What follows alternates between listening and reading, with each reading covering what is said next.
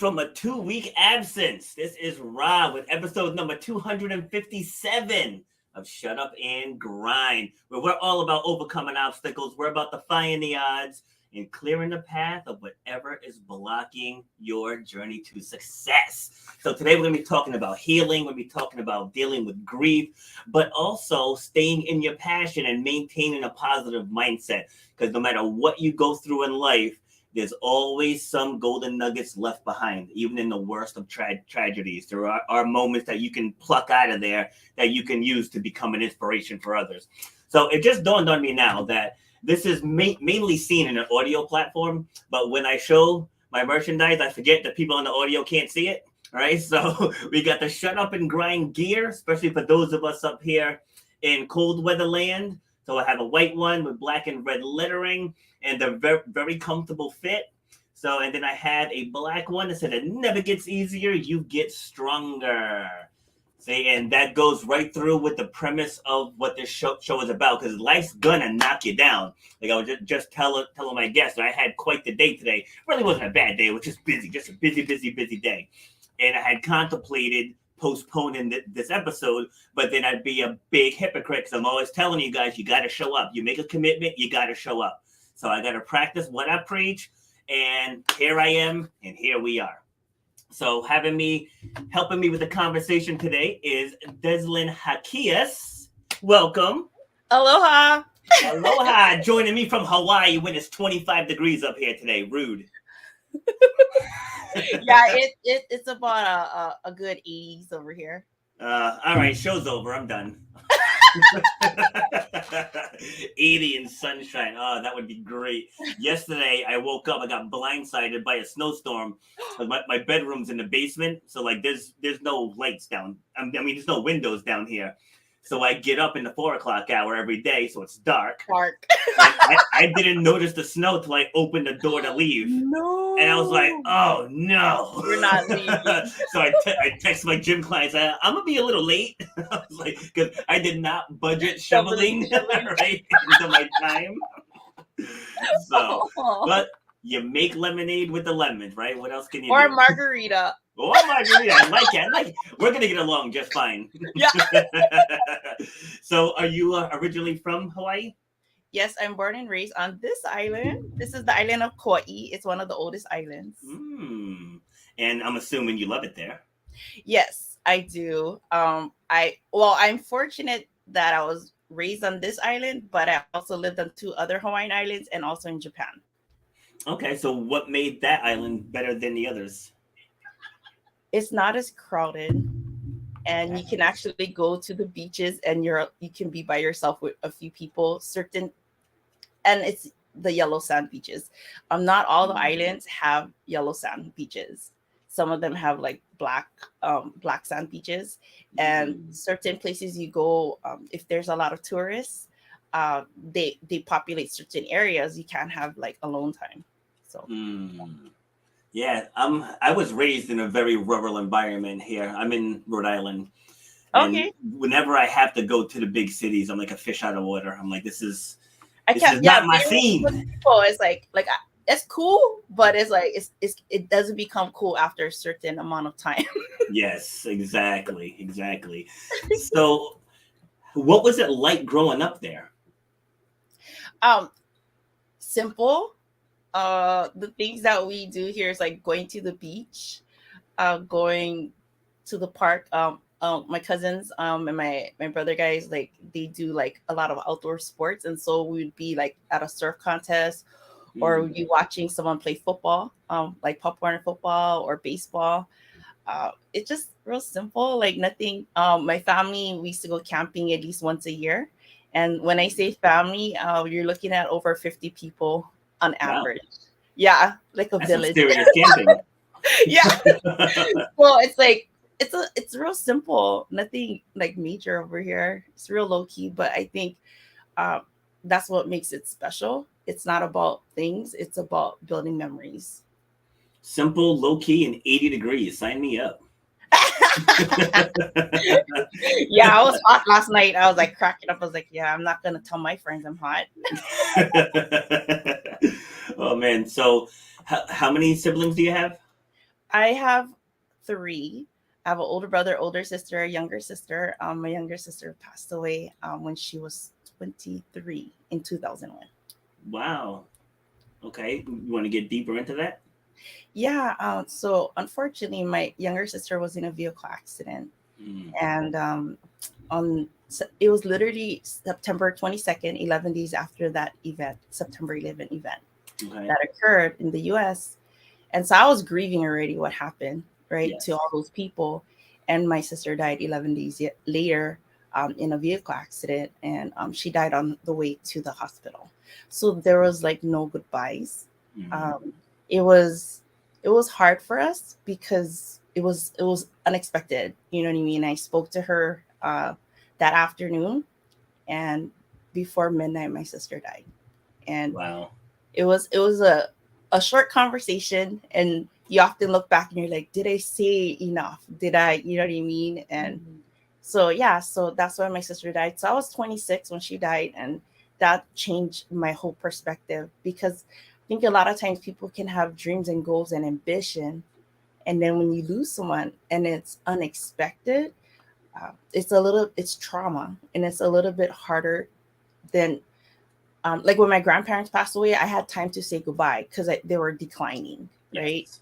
When you lose someone suddenly, um, there's no opportunity to say goodbye. I think that's more painful.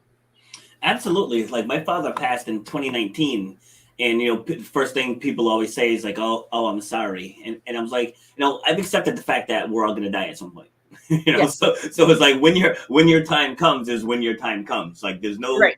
there's no too young, there's no too whatever. It's like whenever your number is called, that's when you're going. And so when my dad was sick, same things like you said. I said there were people who have either never met their father, or their father was just not involved in their life, and just going through all the negative connotations. Where I was like, I Hmm. had I had this man for 45 years, Yep. and he had a really good ending, and like there were three generations around him when he Oh, took his last breath. So it's like I look at that like that was like that's how I want to go. yes, really. It's like that was a bit like we all got to hug him, say goodbye. Like he was sedated, but he was able to acknowledge us. Like he Yes. could shake his head yes, he could shake his head no. My mom sang a song to him, and Oh, so it's like that was a beautiful, beautiful ending. And then one of my gym clients, her father just suddenly passed at 62 years old, just sudden. And wow. she said what you said, didn't even get a chance to say goodbye, like no time to process or accept that it's coming, because Hmm. like we knew it was coming. It was just a matter of when. Yes. So yeah, so you're right. They're Yeah. definitely different. So it was so unfortunately, I had two people die from vehicle accidents. It was my sister and my dad. Oh, And so one died in 2001 and one died in 2012. Uh, when my sister was like the sucker punch, you know what I mean? And it took me years. I was living in Japan. Well, I lived on Oahu when she died. Then I moved out of country, came yeah, back, and reality doesn't kick into you have to like be close to them. So I live in the house that she used to live in with my parents. yeah, And then it was like, oh, 8 years later, then I'm finally realizing, kid, this really happened. Like it wasn't a that's the dream. It key. wasn't a bad dream. Yeah, And still I didn't want to accept it though. Cause I'm like, I'm not talking about it. Like I just wanted to make believe it didn't because it too hurt. yes, And then so when dad died, unexpectedly, my dad died in 2012. He was also in a vehicle related accident.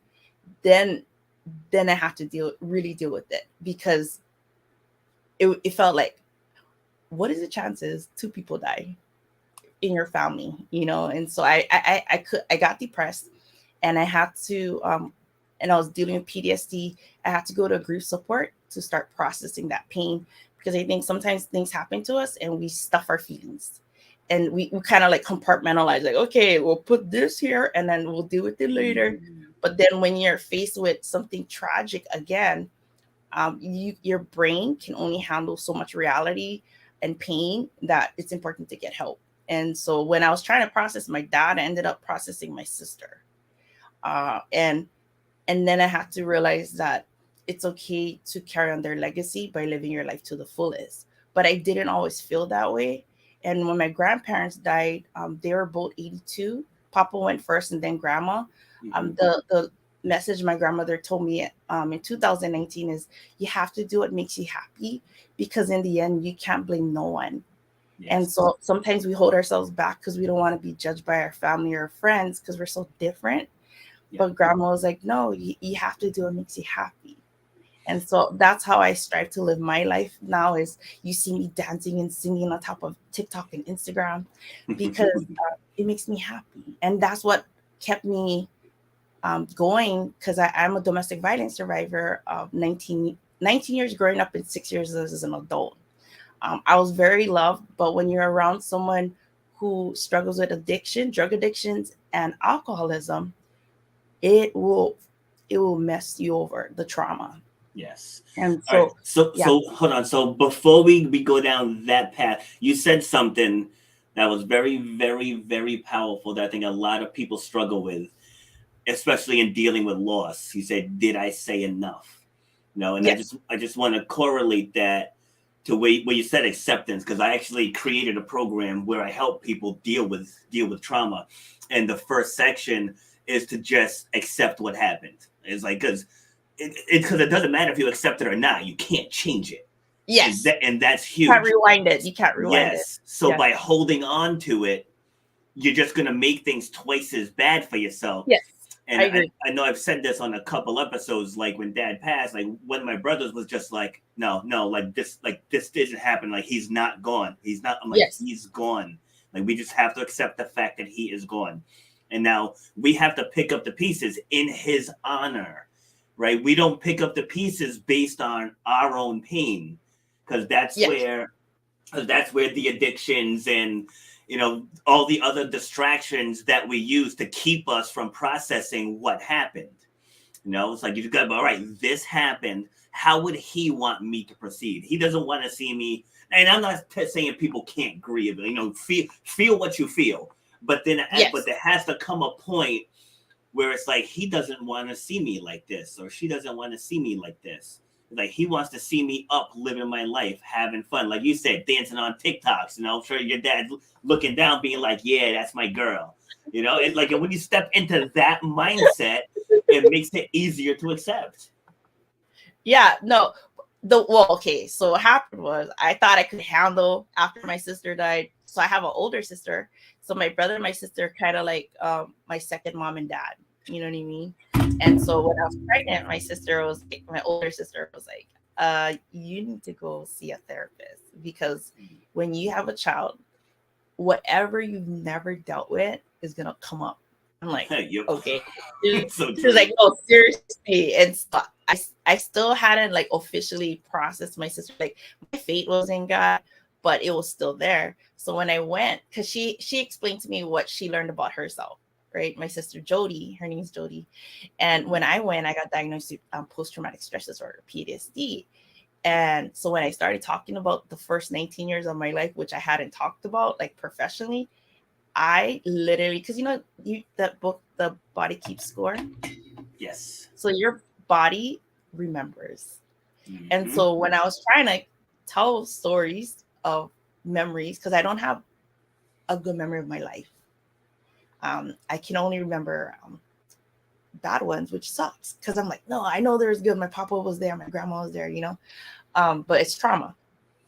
So I had to do EDMR. I had to do specialized type of therapy, because my body would like literally like shudder, and I would just excessively cry. Like right now, I'm doing decent, you know what I mean? Yeah. But I have to get excessive help. So when someone dies, the grief will trigger, and I've interviewed people on this on my podcast.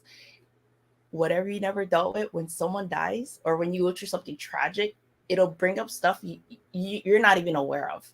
And so it's important to find a coach for mindset, or to find a therapist or a doctor, because there's things that you've covered up so well that it's gonna pop up. And so I think with my sister, it was a hidden blessing. If it wasn't for her, I would never gone to therapy, because I didn't grow up going, like, my family, nobody went to a therapist. Like, what the heck is that? My older sister did, and that's what normalized it for me. Yeah, like talking about it is everything. Like the name let me show you. The name of my program is Speak About Yourself Out Loud. Because people want to keep things in, but when you Yes. keep it in, just like you said, you have that full glass, you get that one more drop of water, and then whoosh, Ooh, right? Everything overflows.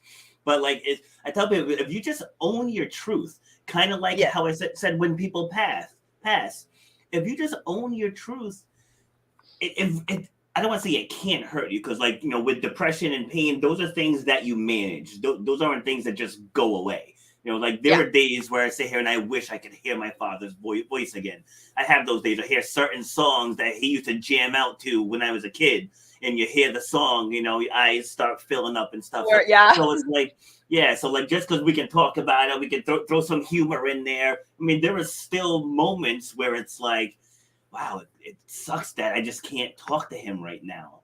And Yes. those are things that have to be managed. But when you start telling your story, and then other people will have similar stories that can relate to yours, so it's like, okay, I'm not alone in feeling this. And like as humans, we need that Exactly. sense of community. Yeah, and during the pandemic, the people who helped me the most with grief was actually through Instagram, Mm, because like your family and your friends, maybe they don't value like what you said, speak up, right? They're not ready to speak up about their yeah. truth. They're like, heck Mm, no, leave that behind. And so I think it's important to realize that there's genuine people um, on other platforms. You can look them up on hashtags grief and loss, or whatever, PTSD or whatnot, and you'll find people who have empathy and compassion that people in like real life can't, because they're not ready to process their pain, and they just don't want to talk about grief. They don't want to talk about mental illness, or and it's okay. Everybody has boundaries, but yeah, it was through Instagram that I could normalize talking about mental illness and grief. yeah, and to that line too, talking with your family and friends sometimes is not the best idea because people are going No. to tell you what you want to hear. And just Yes. like I tell my gym clients, like, I'm not going to tell you what you want to hear, I'm going to tell you what you need to hear. Because in order Right. for you to have a breakthrough, you need the truth. Yeah. It's like you need the truth.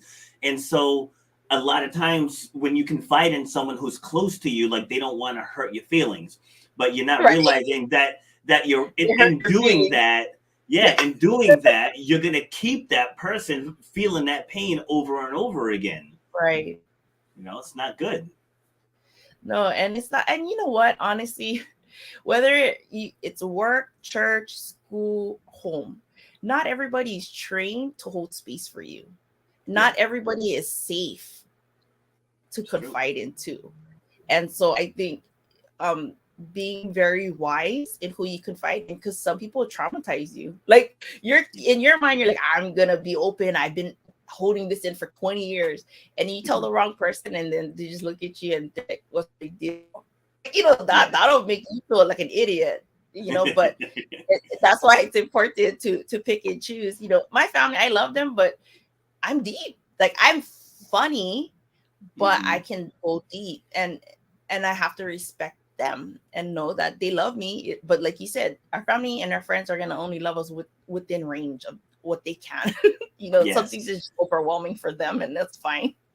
Yes. Yeah. Let me just tell a quick story. So one of my gym clients, she comes in, and we had a scheduled PT session, and I could tell she was visibly shaken, and she's like, "Can I Oh, talk to you?"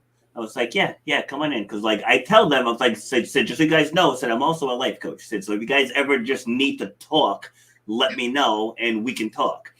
And so she and her daughter were in a car accident, and I oh, guess I guess the daughter's ankle got messed up pretty bad, and she's like, the doctors are saying that she's not gonna walk again. And I oh, looked her right in her eyes. I said, okay, don't accept that. And like she just kind of looked up like, huh? I said, yeah. I said, doctors told me I was never gonna run or jump again.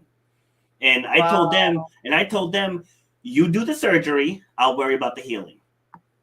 Mm. you know, and I just did my 170th race. since that diagnosis. You know, like, and I tell people, it's like, I don't tell people that in a bragging fashion. I'm saying somebody else, I don't care how educated they are, they can't Mhm. put that type of label on you. Yep. Like they just can't unless your foot is gone. Even still, there's Even prosthetic still, there's feet. contractions. I was like, yeah. Yes, right. so, Like if so you like, want it, God. yep, yep. I told her, I said, if you fill her head, which she's not gonna walk again, she's going to believe it, and that she's not gonna walk again. Like I had a woman come in today for a consultation saying, because she had surgery years ago, and that she only has range of motion like this. And I said, Uh-huh. well, how often do you work on your range of motion? And she's like, well, I said, yeah, if you don't work on it, you're not going to get it. And so Right. by the end of that session, because I did some direct work on it, she got it 50% further than when she first came in. I said, see, so if Which we is work on progress. this It's for a progress. few months, right? We work on this for a few months, you're going to get that full range back. I'm like, you guys got to stop letting other people decide what you're capable of. No, totally. And I think also is progress is progress. I Mm-hmm. think a lot of times people just want like this total 180. It's like, Yeah, you know what? exactly. I'll take a 1%, I'll take a 2%. You know Yep. what I mean? Like when you're working on yourself, like I don't need you to see my result. I don't need you to see my progress. I know where I'm at, and I know when. And I think if you can like validate and be your own cheerleader, it's key. You know what I Yes. mean? I My mom didn't tell me I had minor scoliosis. I found Mm. out when I was 19, and I went to a chiropractor. Like, did you know you have minor scoliosis? I'm like, I do. So when I told my mom, she's like, oh yeah. I'm like, so I was the daughter who's been dancing my whole life. I was a cheerleader for 3 years, track and field athlete. I did a high jump and I did like 100 and the relays. Oh, you speaking my No, language. Those are no my idea. events. Yeah, no idea I had minor scoliosis. But I'm Wow. grateful she didn't because, like you said, it's really mind over matter. Mm-hmm. Because if she told me, "Oh, Desi, you have this," then I'd probably baby myself, right? But I had no clue, so I just focused and I just practice and focus and practice, and you know, it's Yep. good. It's good sometimes too. My saying is, you're only good at what you practice. That's what it boils down to. Like if you don't practice on flexibility, you're not going to be flexible. If you don't practice running, you're not going to be a good runner. If you don't practice speaking, you're not going to be a good speaker. So on and so forth. You know. So, and I was talking with someone yesterday too, and I said education, just so you know, is very subjective. Yes, I said someone with a PhD is educated in that subject. right. So just think about that. Think about how many subjects are out there. There's tons, right? Like if you ask me to speak about fitness, about overcoming obstacles, about resilience, I can talk all day long. You Right. ask me to talk about neuroscience, Forget it. right? I'd be the dumbest speaker in the world at that point because I know nothing about that subject. So it's like people like once people step back and just realize like we have a lane. Like I was called to this lane, but I'm not gonna act like I'm better or smarter than someone that's not skilled in this lane. you know? Exactly. Well, I think people underestimate that we have a degree in living life. Like, Yes. you don't have to have a diploma or a degree to live every day Mm-hmm. to the fullest. And the people who had the greatest influence on me outside of my parents was my grandparents. I just found out my grandfather never went past 8th grade. Wow. And he had 7 children, 24 grandchildren, and like 40 plus great grandchildren. Oof. And I can tell you, he's the most amazing gentleman that I've ever met in my life. Like I love him, Oh. but he wasn't like he served our country in two branches, but he didn't worry about people's judgment on him, but he just loved and he led by example. And how he loved my grandmother till the day he couldn't walk. Like he served my grandma her food, and he had cancer. And I was like, Papa, what are you doing? Grandma, you should be like serving Papa because he could Wow. barely walk. But his love for her was so deep, and we could see it. And I can see why the men in our family, they had an example of what a man is to love a woman. And so I don't think people realize that it has nothing to do with going to school, like a actual building. It has everything to do with your heart, and you're willing to learn and to persevere. I'd rather be face to face with someone who has gone through so much in life and they're still here than someone who's educated that has never experienced those types of life experiences I've had. Yes. Yeah, like when I tell people I'm a life coach, one of the first things they say is, "Oh, who certified you?" I said, "Me. I certified me. Like, I've been alive for 48 years. I've been through Let's do stuff." the resume check. Right? I'm like, I've been through stuff. Like, I am a self-taught life coach. Like, if you need help getting through some nonsense, I've been through a whole lot of nonsense. Well, no, so I'm still learning a lot about this whole coaching thing. Yeah. And so I was in church for leadership for like 10 years, never got paid. But then now I look at all these people getting paid as a speaker and as a coach. I'm like, first of all, I spoke in church for 10 years. Second of all, I was in multiple ministries leading while working full time and sometimes going to college. I did not get paid one lick. And I was like, you get paid for that kind of stuff? So now I'm like, how do you charge for this kind of stuff? Because that's all I did. Yeah. And I didn't get paid. And so people just need to understand that don't underestimate what you've been through as being something that can help the next one. Yeah. You just need to be what to say right there. What to say right you're there. paralyzing your story. Paralyzing your story. And don't be shame about your story. Like, be bold. Be like, you know what? Talk like, about the messy parts. Yeah. Like I'm in the book, The Power to Rise Above, and my girlfriend, she was bullied in grade, I think it was grade school or middle school. And then she became an adult and seen it in the workplace, and she got upset. And she's like, you know what? My dream is to write a book. Well, she did it last year. She found all the authors. I'm one of 30. And then this year it officially dropped in September in Australia. So I'm a first-time author, international author. Love it. But because I have PTSD, guys, I swear I like pulled it out like 3 times, like 2-3 times. Like, okay, I don't know if I want to be in this book. I don't know if I want to be in this book, just because it was talking about domestic violence and I had never officially put it in a book. Yeah. But I did it because, like you said, true power lies in your story. I felt that on the other side of your fear is love. And if you can prevent one person from being in a relationship that would end their lives, or someone feeling so ashamed of their story that they would end their life by suicide, then it's worth it, And so I'm a domestic violence survivor, and I also attempted to end my life as a teenager. And so I realized that it is by grace, by God's grace, I'm here. And so that's why I try to show people as much love and aloha, because it's by grace I'm here. You know what I mean? Yes. And you hit the nail on the head there, is that people want to tell the story, but they're afraid to. They're afraid to. And the biggest thing is judgment. And I tell people, it's like, once you learn 2 things in life, 2 things, everything will change for you. The one thing is the word no. Right? Yes, right? I agree. Right? all day, no. Stop doing things you don't want to do. Because I stopped that years ago. If like my mom could come and, hey, son, we're doing blah, blah, blah. Sorry, I got plans. But, but I have plans. I'm sorry. I'll get you on the next one.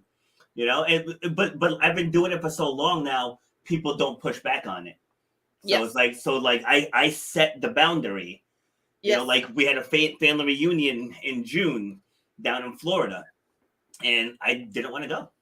So, and people are texting me. I'm like, I'm not going. Like, I'm not booking a flight. I'm not finding coverage for my classes in the gym. I'm not paying for the lodging, getting a rental car to do something I don't want to do.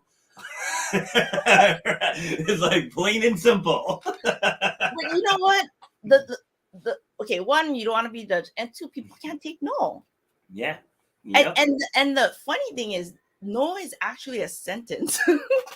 It's Like, I true. don't even have to explain it. Like, if you have a problem with my willingness to not go, then that's even more so why. Because Hmm. you don't respect me. Exactly. It's my Exactly. life. You don't have to Yep. like it. Live it. Bingo. Live your life. Bingo. It's like once you stop caring about what people say, because I speak my truth, I speak my truth unapologetically. Doesn't matter if it's about politics, whether it's about overcoming stuff, whether it's about sports. It's like my truth is my truth. I don't do the group think thing. Like I think for myself, and if anything that I says aligns with a certain group, it's by accident because I don't do the group thing. Right. Like I said, I see the world through my lens, and I formulate my own opinions. And so if people don't like my opinions, don't listen to it. It's that simple. No, it's true. I mean, just, and the thing is too, when you put yourself out there, like on a platform, people are gonna disagree with you, but it Yeah, is not your job to convince them to like you, to agree with you, to believe in you, and whatnot. It's not, and yeah. that's freedom. Yes. Yeah. No. No. No. It's funny. No. It's funny is I spent a couple $1,000 learning how to get booked in the media and getting booked on podcasts and stuff. Yeah. And I have all these templates, all these long drawn out templates. This week alone, mind you, this is Tuesday, right? I switched it because I'm like, this is not how I talk. Like this is not me. It's just not.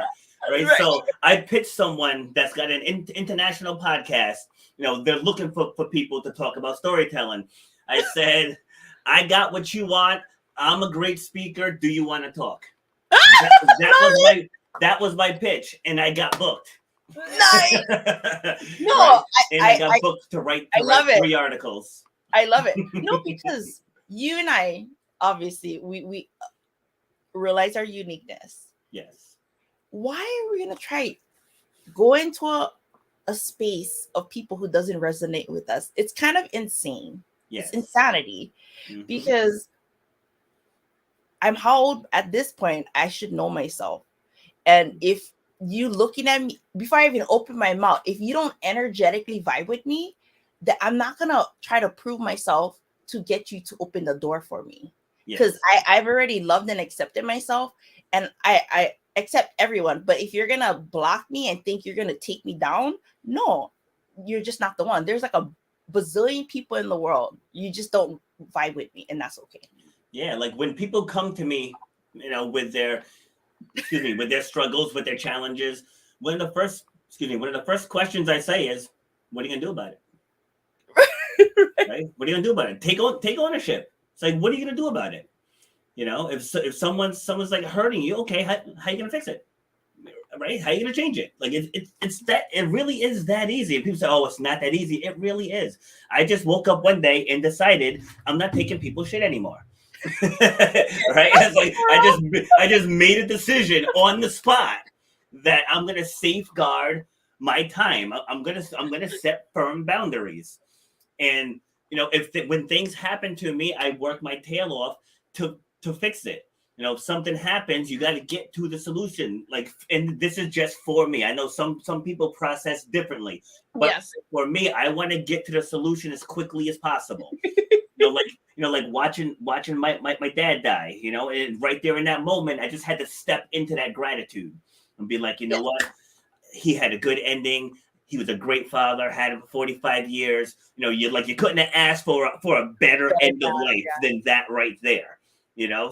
So stepping into that, and now it's not just about me and how I feel. It's about something bigger.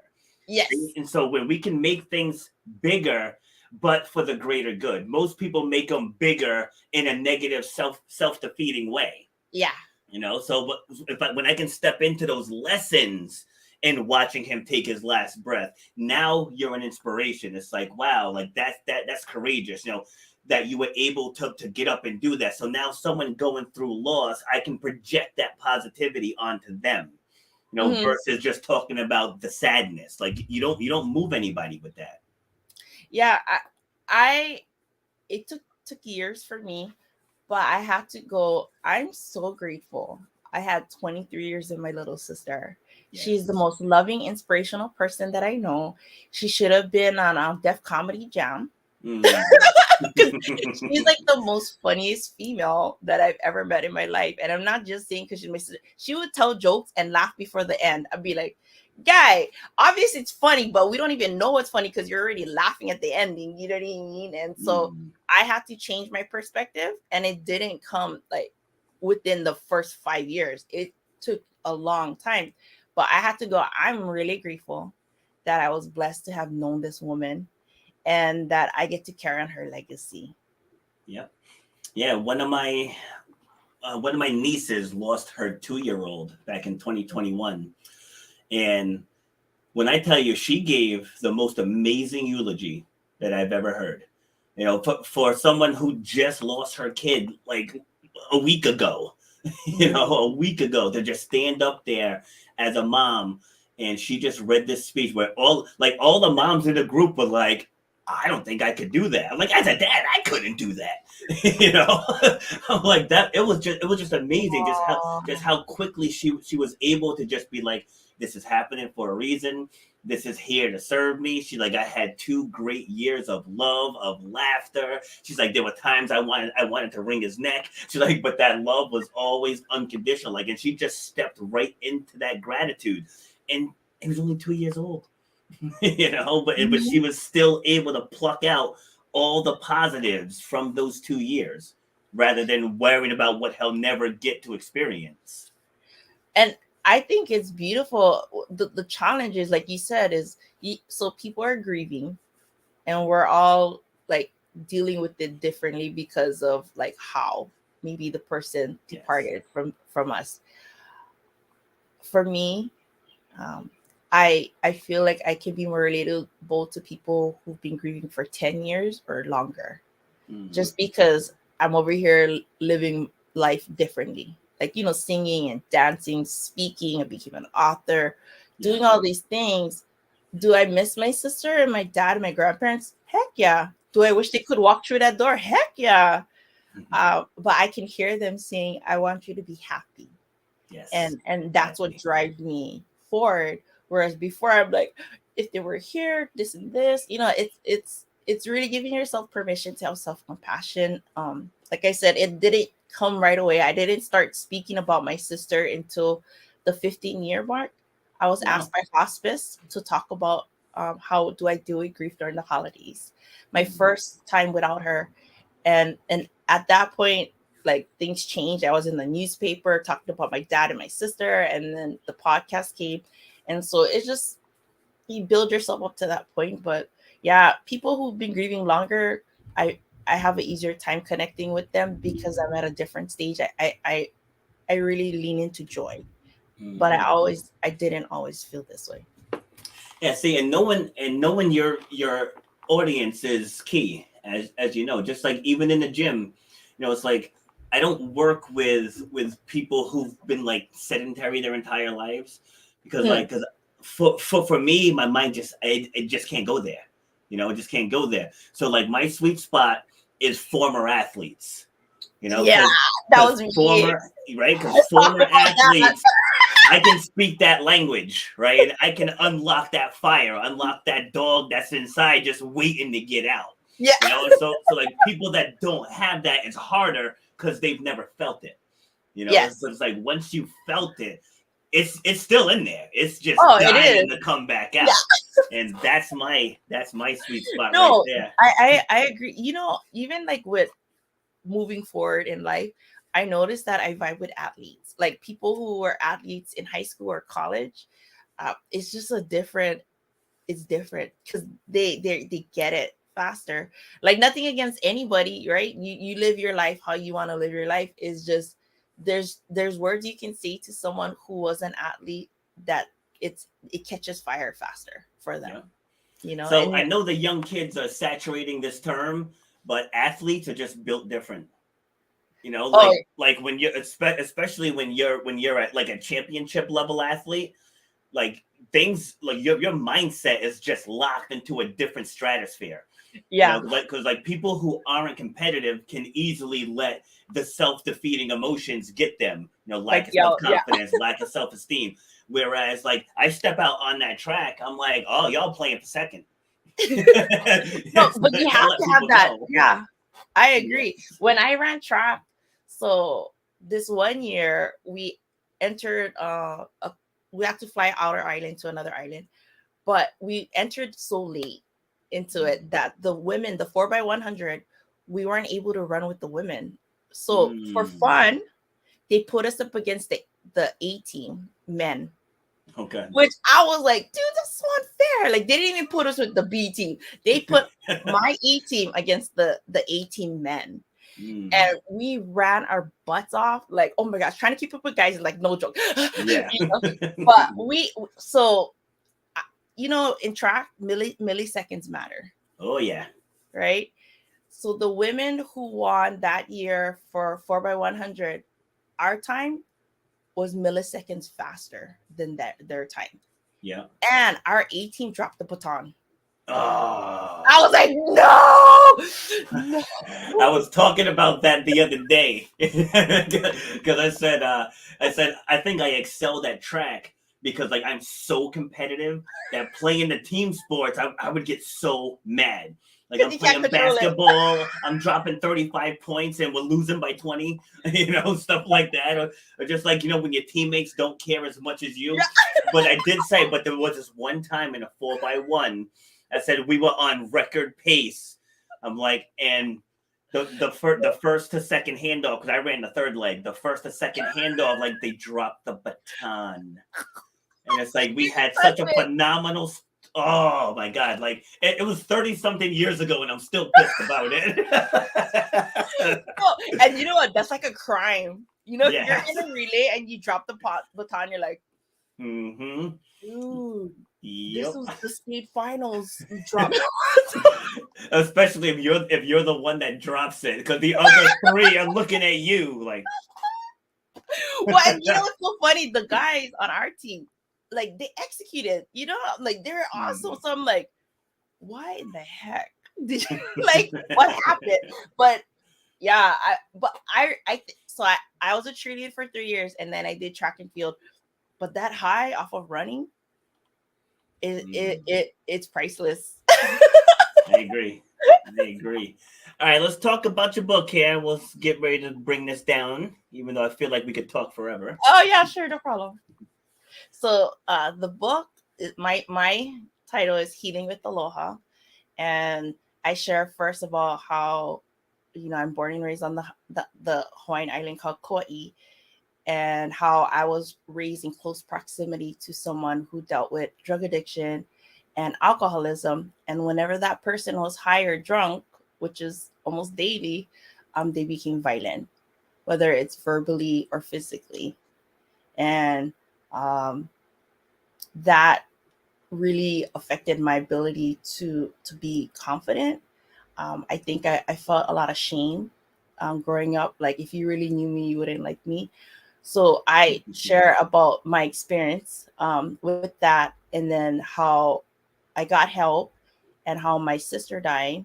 Well, I got help after my sister died. And because of me starting to heal through therapy, I was able to start the podcast. And now I'm an advocate. Uh, I feel that when I come forward, like you said, true power lies in your story. When I came forward in the book, doors open, and so I was able to share for the first time publicly. I've done Toastmasters for 7 years. I practiced behind closed doors for 7 years because I would cry so much. Telling it was hard. Yeah. But I was able to share with the local YWCA of Kauai and the Zonta Club, and they're about empowering women and helping women who have dealt with domestic violence. And so I became an advocate. I think it's possible if you choose to take your pain and to make it a passion. And so the book is me and 29 other women all over the world, for are based in the Hawaiian Islands, and us sharing how we were able to overcome our different stories. My best friend, Karen Gibson, ironically, I'm healing with Aloha, my brand, hers is letting go with Aloha. She shared about her failed attempted suicide. Like she was like really descriptive about it. And the book is supposed to be about bullying, but people talk about trauma, mental illness, and suicide awareness, because all of us at one time or another, we're going to go through something that's going to challenge us Yep. to the T. Like, okay, what am I going to do? Am I going to quit, or am I going to get help? Am I going to just stop living life? And so it's a really inspirational book. You can find it on Apple Books, Kindle, or Amazon. I'm going to actually start book signing in California. Uh, in fact, this week I'm going to California. Nice. First time outside of the Hawaiian Islands speaking.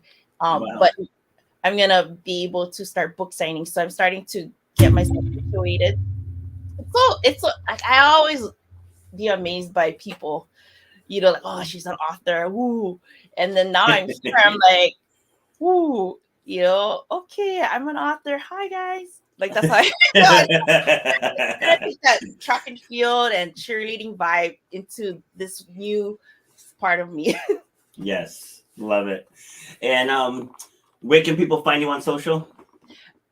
Where can you find me on social media? All over. So I'm on Facebook, Aloha, Deslynn Jaquias. This DESLYNNJAQUIAS, or Healing with Aloha. I'm on Facebook, Instagram, TikTok, Pinterest, and you can find me on LinkedIn. You everywhere except Twitter. I didn't hear Twitter. Oh, I'm on there, but I'm not as active. I prefer the energy on the other platforms. Yeah, Twitter is where I go to debate people. Because I joined debate panels too. So Twitter's my really? yeah. Oh yeah, I like that. Remember I said earlier, I speak my truth. So see, I don't have a problem speaking my truth, but I'm just like, some people just on there just to argue. I'm like, dude, pick your battles. This is not the one. So yeah. People that just name call and stuff. My response is always refute what I said. I was like, instead of name calling, refute what I just said. If you can't do that, then this conversation's over. Like I just squash it there. But like, I'm gonna start following you on Twitter. Like healthy debates. I'm all for that, because there's nothing wrong with hearing like opposing views. Exactly. It's like, I like blue, you like red. Why? What do you like about red? Hey, this is what I like about blue.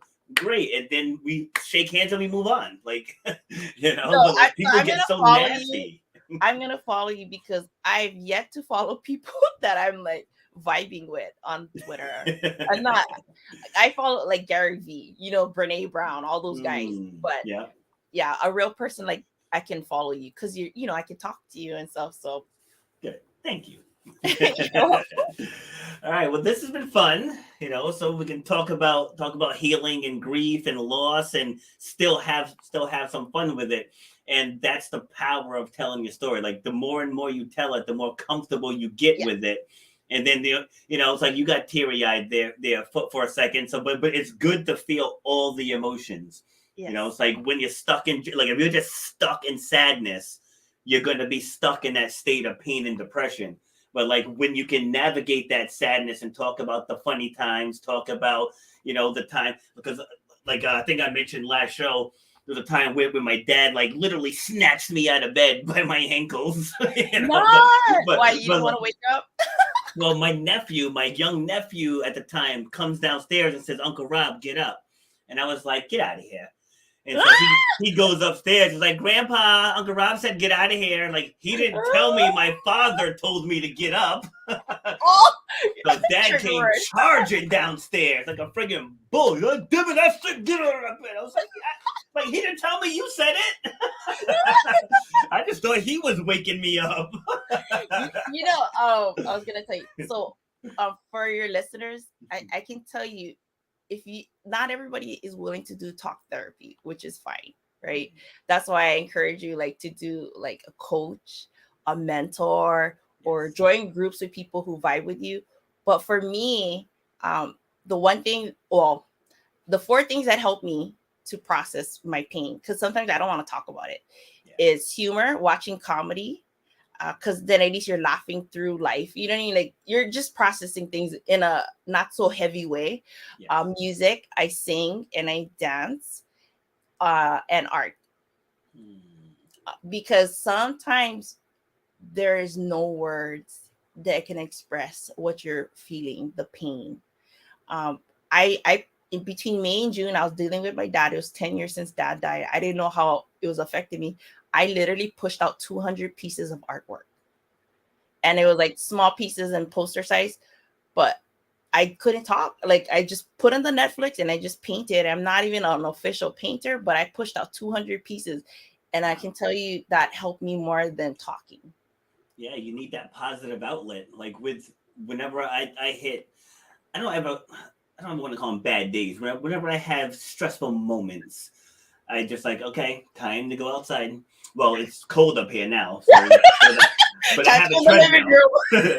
But I have a treadmill, so I'll just go on the treadmill, put on my headphones, and just listen to something positive or just something that's funny. So very, very similar, because it's too easy to just go down the other path where you start self-medicating and just masking the problems. Like just get out of the stress for a second. Yep.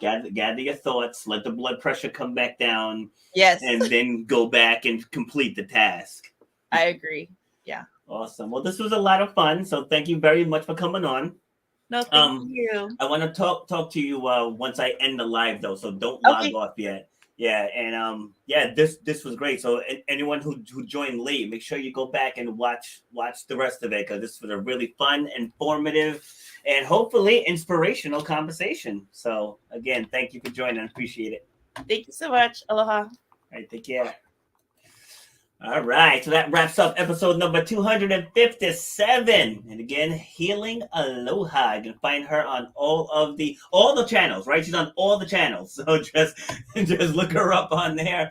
And the very key thing she said at the end there, like maybe you don't want to, or you're not ready for therapy, or you just need someone to talk to.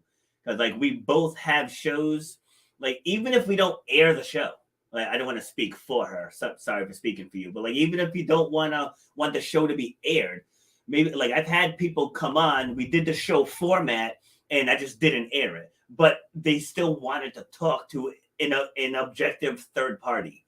Okay. So you can reach out to us, right? Either of us. And, just, we can be that ear for you, even if it's 10 minutes, just for you to get something off your chest that's really burning you inside. And we can help you find the teachable moments within that story so you can become an inspiration and stop letting that pain continuously hurt you. So with that, we are done with this episode, and I will see you on Thursday. Take care. You've been listening to Shut Up and Grind. We hope you've gotten some useful and practical information from this show. Robert has over 20 years experience pouring his knowledge and expertise at many events in the service and fitness industry, as well as secondary schools and universities. He has a true passion for helping others break through the barriers that are holding them back. To book Robert B. Foster to speak or to reach out, go to robertbfoster.com. Till next time, shut up and grind.